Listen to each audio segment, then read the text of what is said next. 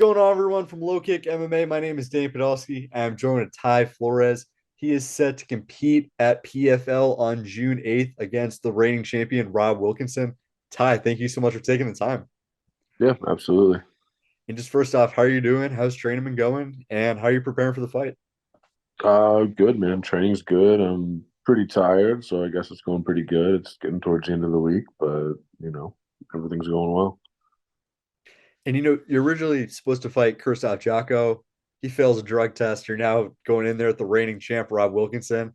How does that change opponents, kind of change your mindset? I mean, there were a few small changes, technical stuff, but like I've been like mentally preparing for Rob just because I felt like I mean, he's the defending champ. I feel like he's the best guy in the bracket. So in the back of my head, I figured sooner or later, you know what I mean? I figured it'd be semifinals or finals. So maybe a little bit later, but I figured sooner or later, we're gonna end up fighting. So it's always been in the back of my head. So it's not too much of a change.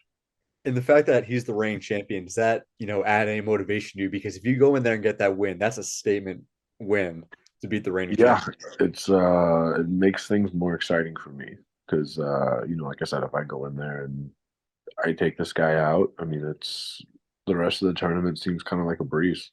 Mhm. And with that comes being a big underdog. Do you kind of relish being in that role? Yeah, I mean you have to. I mean it's like I understand. Like I would have me as the underdog too if I was the odds makers. And if you're in my position, it's like, you have to learn to kind of accept that, live with that, embrace that, relish that, like kind of use it to your advantage. I've always done well when I'm in the blue corner. So I mean, like I said, it's when I got that when I got the matchup, like I knew, like, all right, this is definitely a step up in competition, but you know what I mean? I mean, it's like he's been doing pretty good. But I mean, Jocko, I mean, he had like over a dozen UFC fights, so it's not like, you know, it's not too much of a difference. You know what I mean? Um, Wilkinson's done pretty well outside of the UFC, but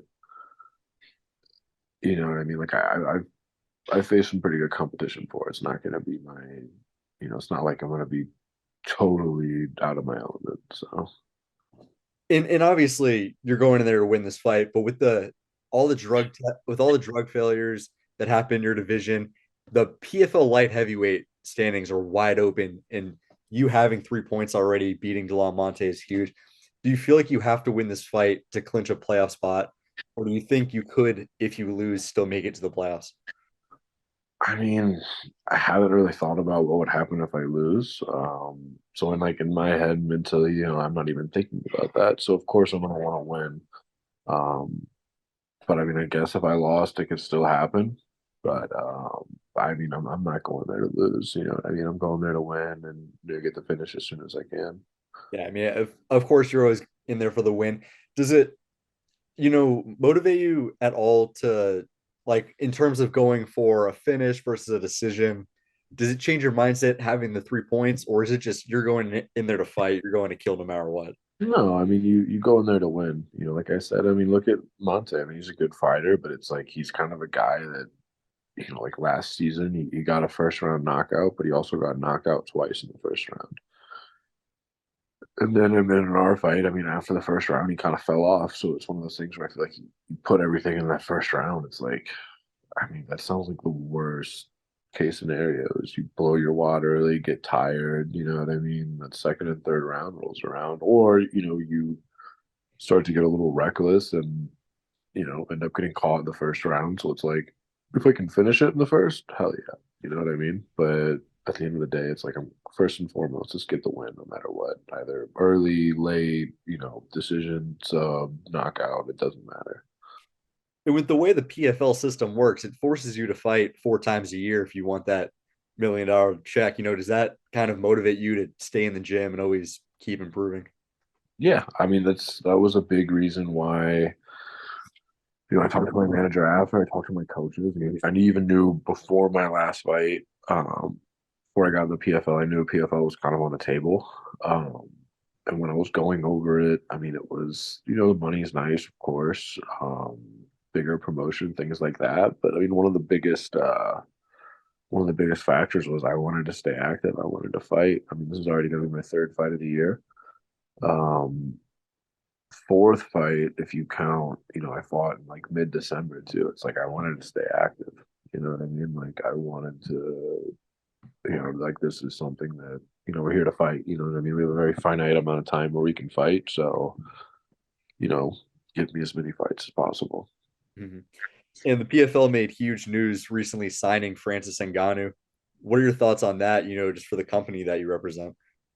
I mean, it's going to be cool, and I'm going to be, kind of in the co-main event on that card, in the next one. So I'm sure that's going to have a lot of eyes on it. It's very cool. I mean, it sucks. He's not going to fight until next year. It'd be cool to get on a card with him, but I mean, yeah, I mean, it's pretty cool. It kind of reinforces my decision to go with signing with them. And in the long term, do you see yourself, wanting to compete in the PFL next season, or do you still want to make it back to the UFC? You fought on the contender series before. Where do you see yourself, let's say, a year, 2 years from now? I mean, we'll see. You know what I mean? It's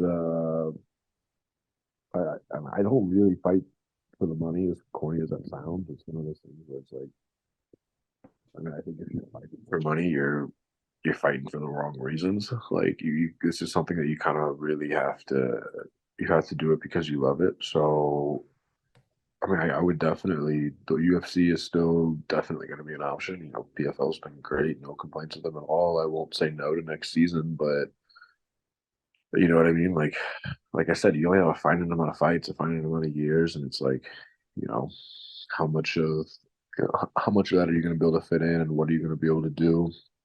So, I mean, we'll see what ends up happening. Like right now, I'm focused on this season. It's going to be, through the end of the year. So I'm happy where I'm at right now, but I'll always keep my doors open. And you're training at, Elevation Fight Team, right? Yeah. How has that helped you? Do you feel like that gives you a cardio advantage in your fights fighting at altitude? For sure. I mean, I've always had pretty good cardio, and this just kind of makes it even better. Where I come down and fight at sea level, but he also trains out of Denver too, so he's going to have that as well. Um, so I guess it's going to really come down to who implements their game plan better. Who's more efficient with their movements. I mean, it's not like there's guys that train up here and fight, and they still get gas. So it definitely helps, but it's not like the end all be all. Who have been your main training partners for this one? For this one, I've worked a lot with Zach Pahuga. He's just a guy where every time we spar, we fight. You know what I mean? So it's yeah, he's been excellent, man. Like, I trained with Vanilla Thunder, Devin Clark, Phil. We have this guy, it's a Hungarian kickboxer, and he's real good. I have a lot of good training partners, but Zach's kind of been the main one for this one. And Zach Ponga, he's a guy, he's got a fight coming up with Modestas Bukauskas. How do you see that one playing out for him? Yeah, he's actually fighting the next week tonight. I see it going really well. I mean, exactly.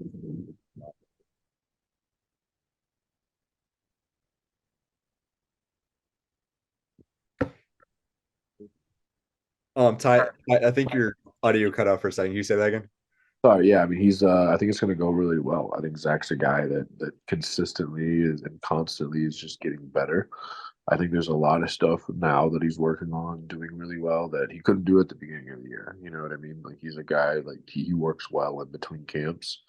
And it's great for me because it makes me work well. Otherwise, he's just gonna be kicking my ass all day every day. So And I want to ask you about a fight that you had early on in your career, just from going through your Tapology page. You fought Jeff Neal back in the day.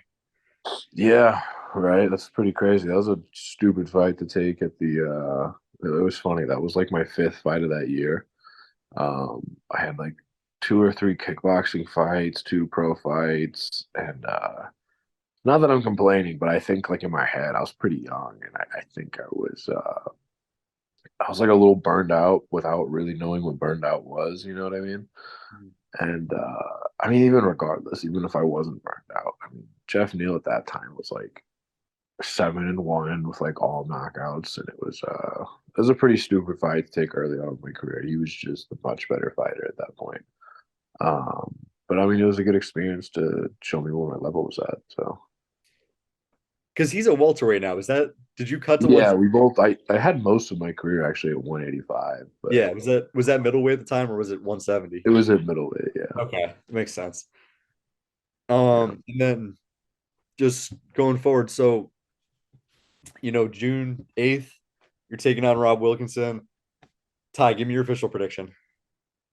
I think it's going to be a dogfight. I think that he's going to come out. I think he's going to try and put me away early. I've been a slow starter, but I think the past couple of fights I've been able to do pretty well. Kind of been able to fix that. So I think it's going to be a tough and a close first round. And I think as the second and third go on, I feel like I'm going to grind them out, and I can see me finishing this fight late in the second, early in the third. Well, I'm wishing you the best of luck. Ty, thank you so much for taking the time. Guys, Ty Flores returns at PFL on June 8th when he takes on the reigning champion, Rob Wilkinson. Ty, thank you so much for taking the time. No problem, man. Thank you. Make sure to subscribe to the LowKick MMA YouTube channel for all the latest news, event previews, and interviews with some of the biggest stars in MMA.